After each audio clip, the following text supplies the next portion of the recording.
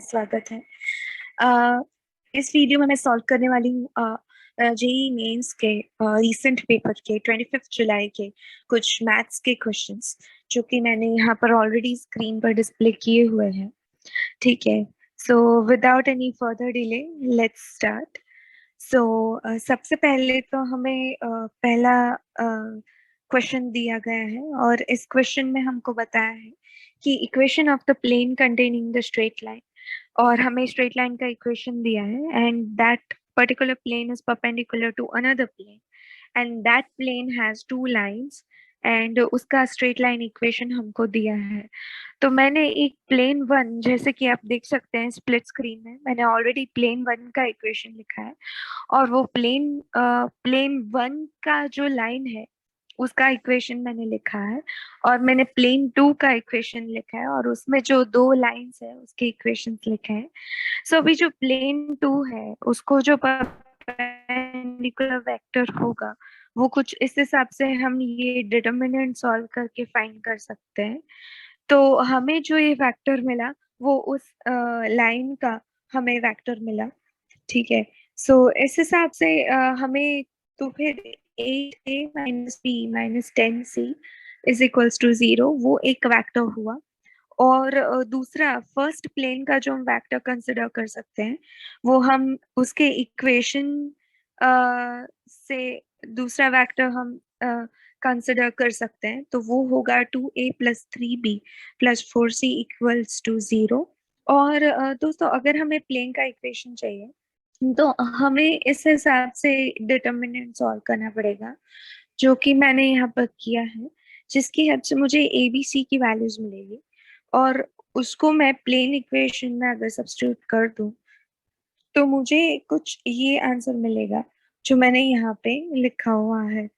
और अगर हम ऑप्शंस में देखें तो आई थिंक जो सी ऑप्शन है वो इस कैलकुलेशन के साथ मैच हो रहा है।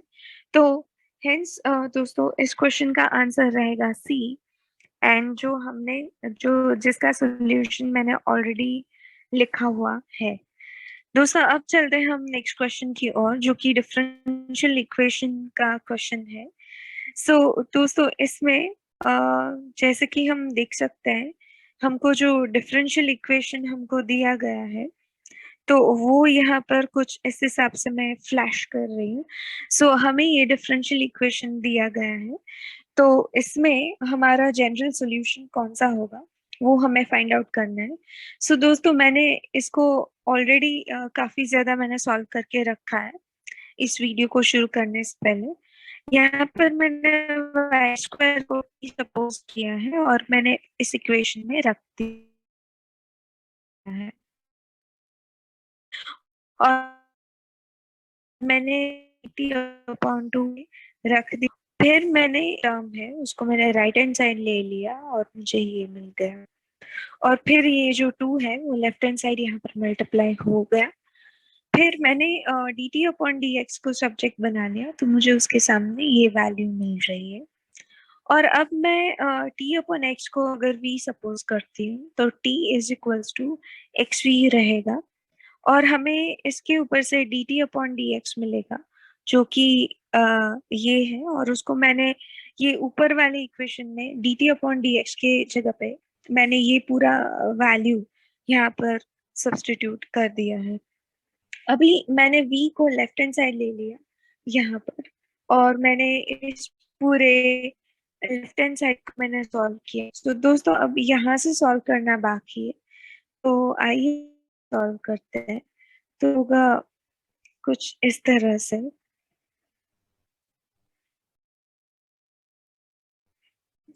अभी यहाँ पर हम माइनस कॉमन ले सकते हैं।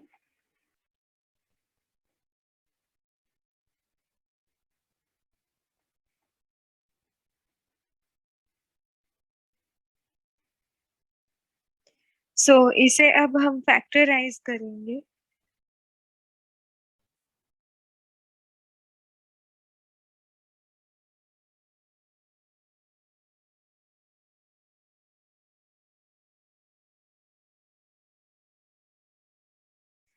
Fraction is इसको पहले हम इसको रीशफल करेंगे. So we will keep DV वाले terms on one side and we will keep uh, X वाले terms on another side.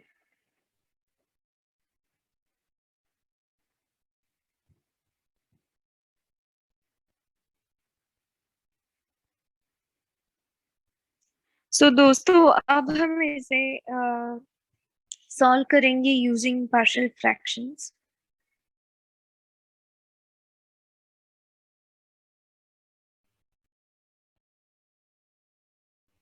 So partial fractions में मैं इसे कुछ इस हिसाब से लिख रही हूँ. दोस्तों मैं इसको डिटेल में ज्यादा नहीं करूंगी, बट अगर आप चाहते हैं कि मैं इस पर कोई वीडियो बनाऊं on how to solve partial fraction, then आप मुझे कमेंट में जरूर बता सकते हैं. सो अगर मैं इसको सॉल्व करती हूँ तो मुझे a का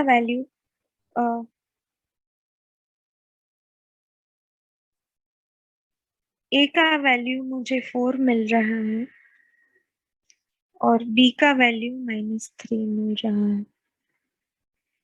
सो मैं इसको इस पूरे इक्वेशन को इसमें सब्स्टिट्यूट कर दूंगी with these values substituted here and then I'll integrate.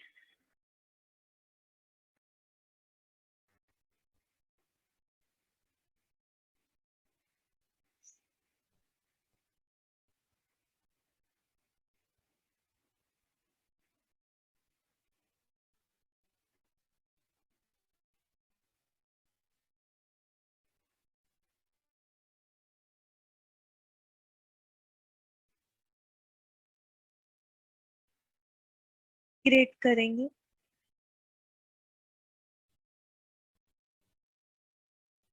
सो ये हो जाएगा हमारा ln x plus c which is equal to 4 log v plus 1. दोस्तों ये ट्रिग्नोमेट्रिक आई मीन इंटीग्रेशन से रिलेटेड आइडेंटिटीज में से हमको ये आंसर मिल रहा है.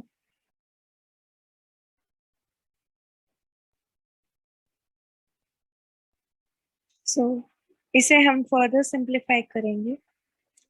आपको लॉगरिथमिक फंक्शन से रिलेटेड बेसिक्स पता होने चाहिए, और अगर आप नहीं पता है और आप उस पर एक वीडियो चाहते हैं तो आई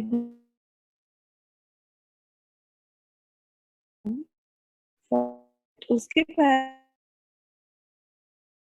आप मुझे कमेंट. So again दोस्तों I will apply one of the trigonometric identities here. Okay, not trigonometric but logarithmic identity here.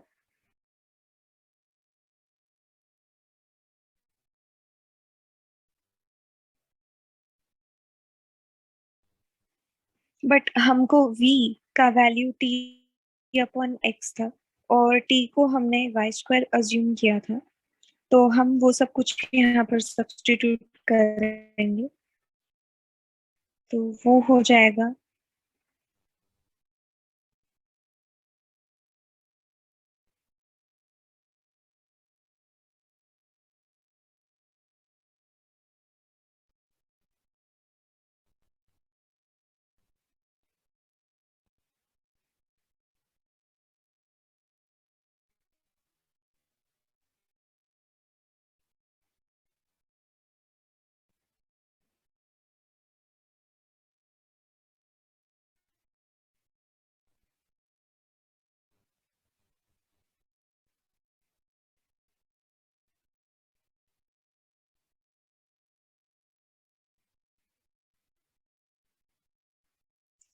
सो दोस्तों अगर हम इसे आगे करें तो हमें अगर आगे सिंप्लीफाई करते हैं तो हमें कुछ ऐसा मिलेगा.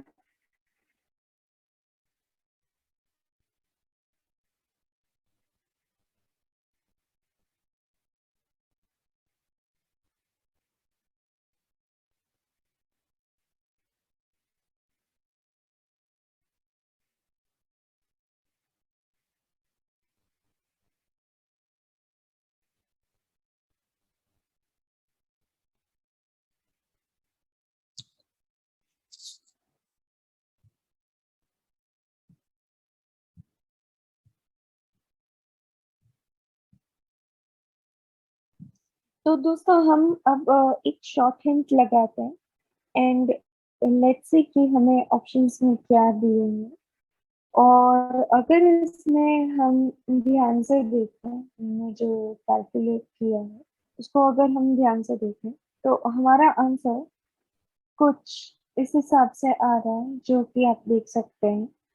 और मुझे ऐसा लग रहा है कि हमारा आंसर जो है वो कहीं ना कहीं ऑप्शन डी से मैच कर रहा है। बहुत easily you can say that our answer is matching with option D.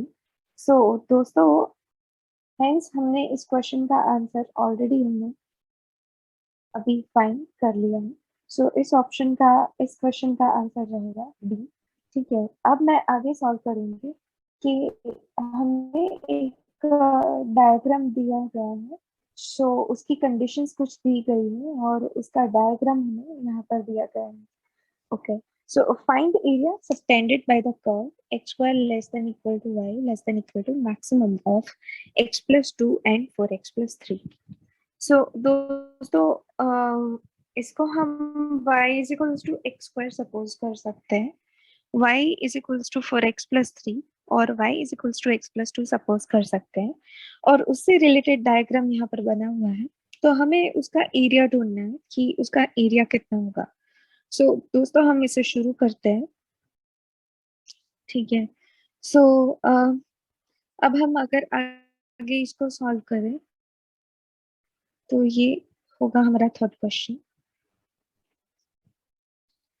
So दोस्तों अब हमें first of all I will rewrite the condition which is given to us. The condition that is given is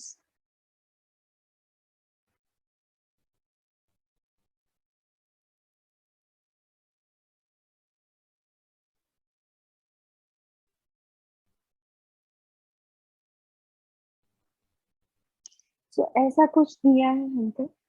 तो अभी इसमें हमें क्या करना है। तो अभी अगर हम देखते हैं तो we can set up the integral in a way like this: maximum minus 1 to 5 by 3. So we can identify this limit from the diagram itself. So जैसे कि आप देख सकते हैं that on left hand side there is minus 1 and that is reaching to 5 by 3 and then it is reaching to 3. So इस integral को हम ऐसे दो पार्ट्स में डिवाइड कर सकते हैं। तो एक जो है वो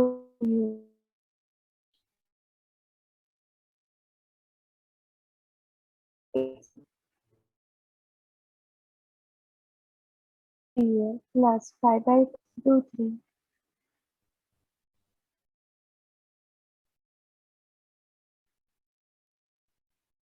ओके दोस्तों, तो ये इंटीग्रल हमारा कुछ इस हिसाब से रहेगा और इसको हम सिंप्लीफाई करेंगे तो हमें ये कुछ इस तरह से मिलेगा।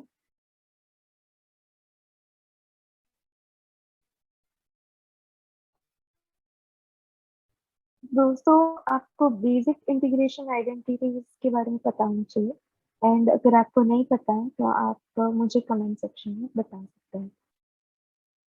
तो मैं उस स्पेसिफिक वीडियो कॉन्सेप्ट वीडियो से रिलेटेड आपको कुछ इंफॉर्मेशन दे सकती हूँ।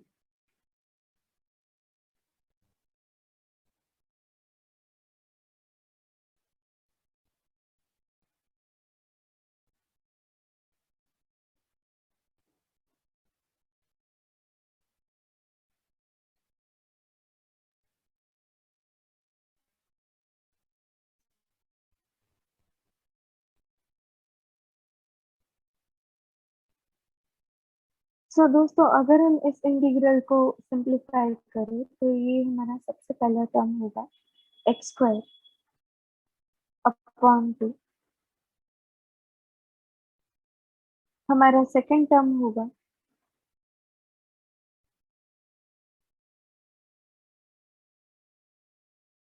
फिर हमारा थर्ड टर्म रहेगा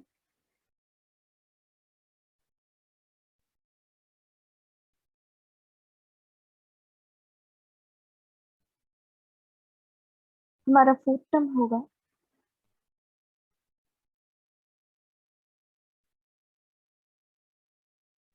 हमारा फिफ्थ टर्म होगा।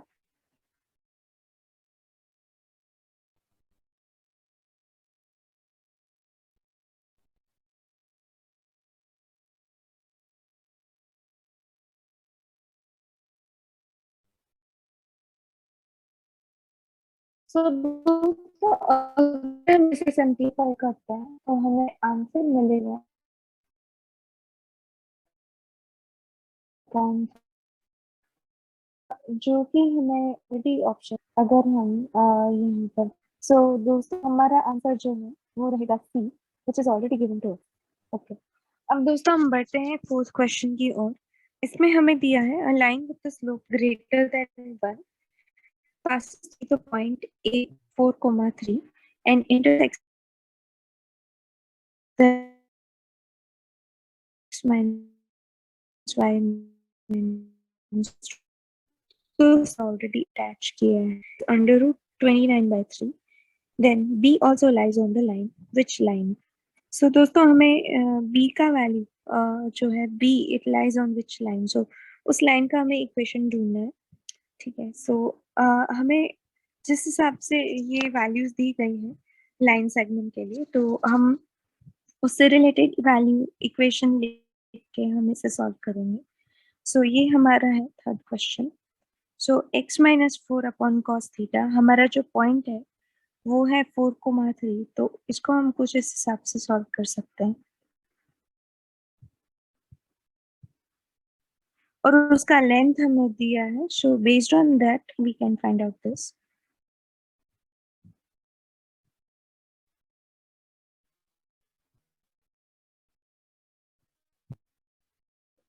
So we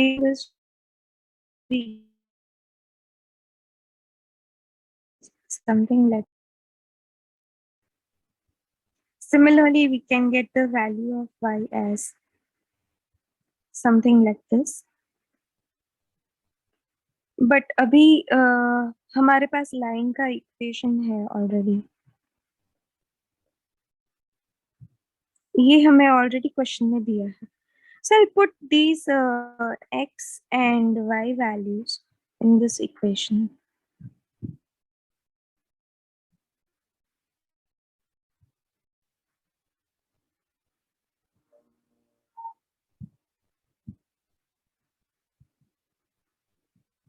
दोस्तों इसमें साइन का काफी ज्यादा आप ध्यान रखिएगा, make sure that no mistake happens.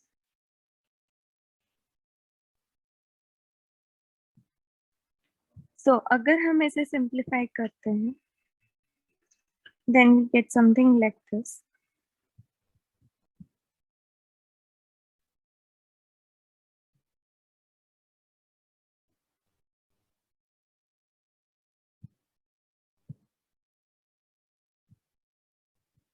So यहाँ पर हम अंडर रूट 29/3 कॉमन ले सकते हैं।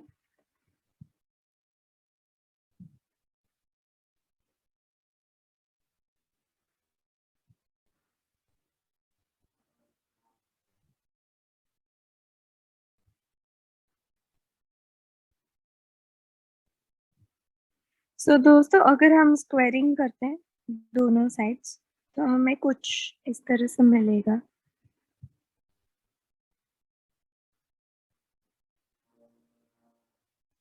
दोस्तों आप सोच रहे होंगे कि यहाँ पर मैंने स्क्वायरिंग क्यों किया।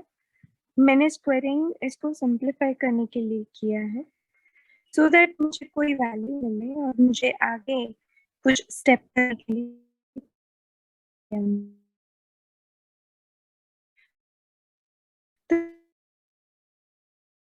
होता है। वो एक बहुत अच्छी, सो हाँ, एक मिस्टेक हो रही है यहाँ पर दोस्तों। सो यहाँ पर हमें सिर्फ 29 मिलेगा, जो कि यहाँ पर भी कैरी फॉरवर्ड होगा।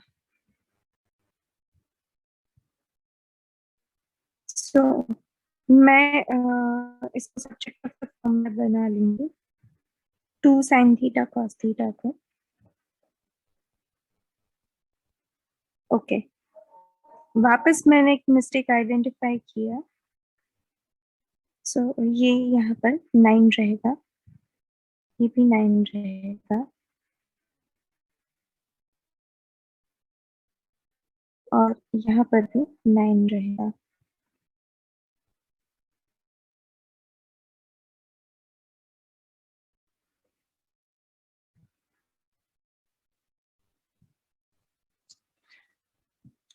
सो हमें मिला this is equal to sine 2 theta, but sine 2 theta का एक आइडेंटिटी है।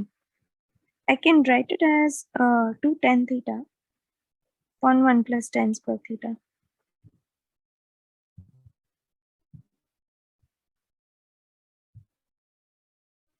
And I can keep tan theta as t.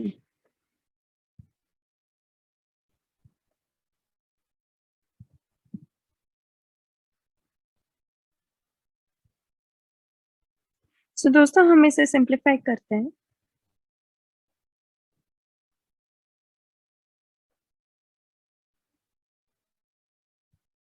So हमें कुछ ऐसे सिंप्लीफाइड इक्वेशन मिलेगा।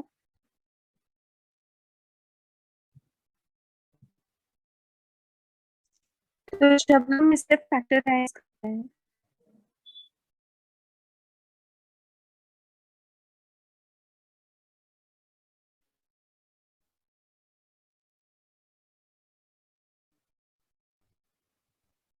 और यहाँ पर मैं ये t की वैल्यू कंसिडर करूंगी।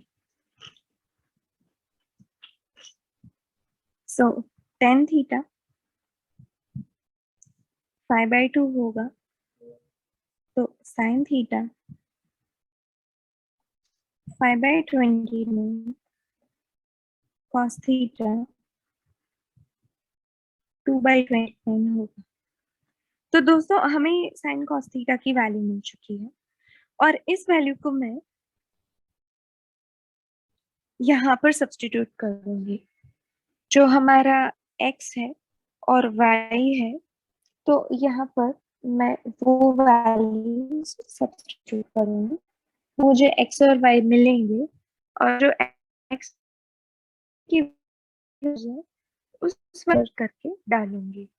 तो चलिए दोस्तों आगे हम करते हैं इसे सॉल्व।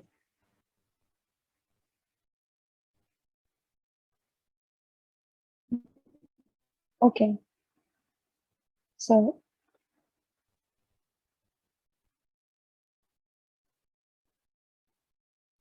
आई होप दोस्तों आप मेरे साथ ये सॉल्व कर रहे हैं, क्योंकि अगर आप मेरे साथ ये सॉल्व कर रहे हैं तो आप अच्छी प्रैक्टिस में इन्वॉल्व हो, ऐसा कह सकते हैं। और आप साथ साथ में आपको जो भी डाउट्स लग रहा है वो आप कमेंट सेक्शन में बता सकते हैं।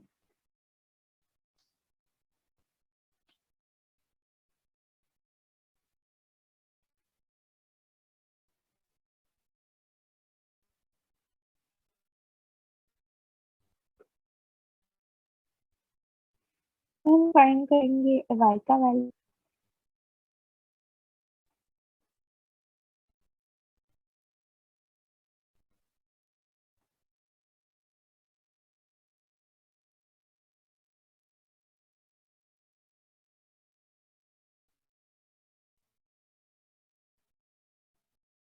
सो दोस्तों हमें x और y का वैल्यू मिल चुका है।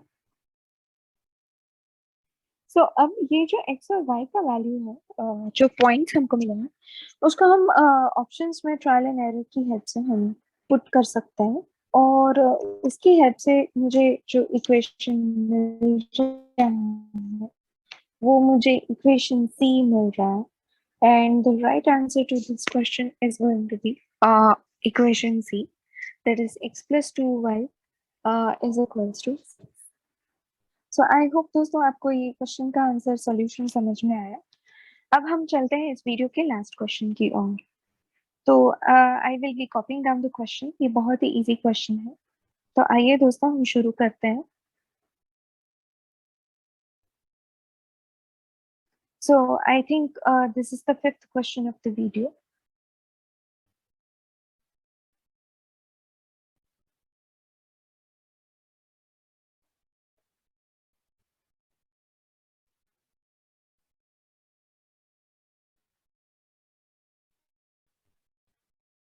सो दोस्तों मुझे इसे सिंप्लीफाई करना है. So I'll be dividing it with one of the term.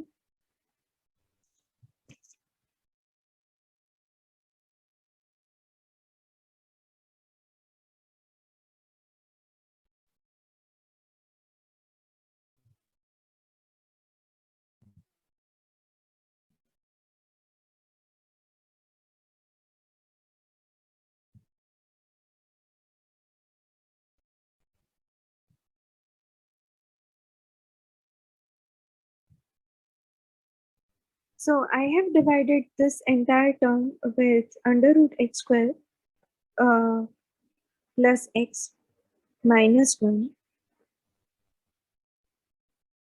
minus into bracket alpha x plus beta.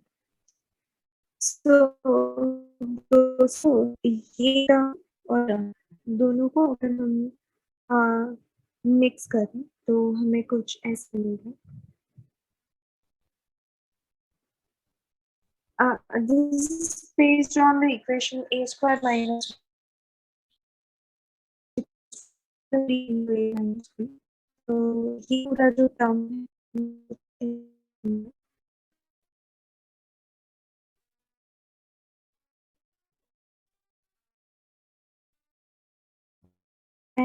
जो जो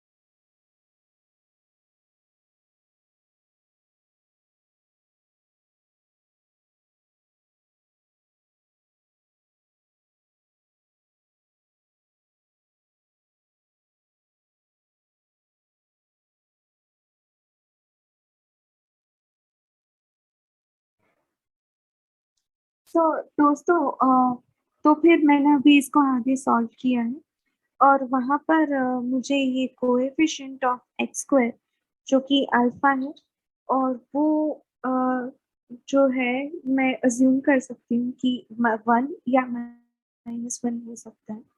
सो अगर मैं इसको 1 की चॉइस दे -1 की चॉइस दे रही हूँ सो मुझे इसमें आंसर मिलेगा 1 माइनस 2 बीटा और मुझे बीटा की वैल्यू जो है वो मुझे मिलेगी.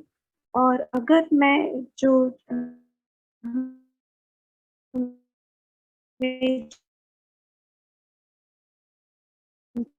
पूछा गया है it would be yes then for 8 into alpha plus beta what would be that value.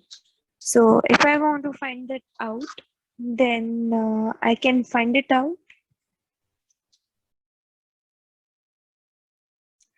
Then I can find it out with this specific.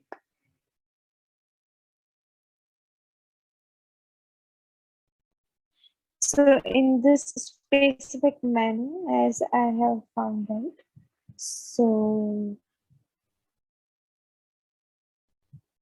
So यहाँ पर मैंने ये कैलकुलेशन ऑलरेडी किया हुआ है.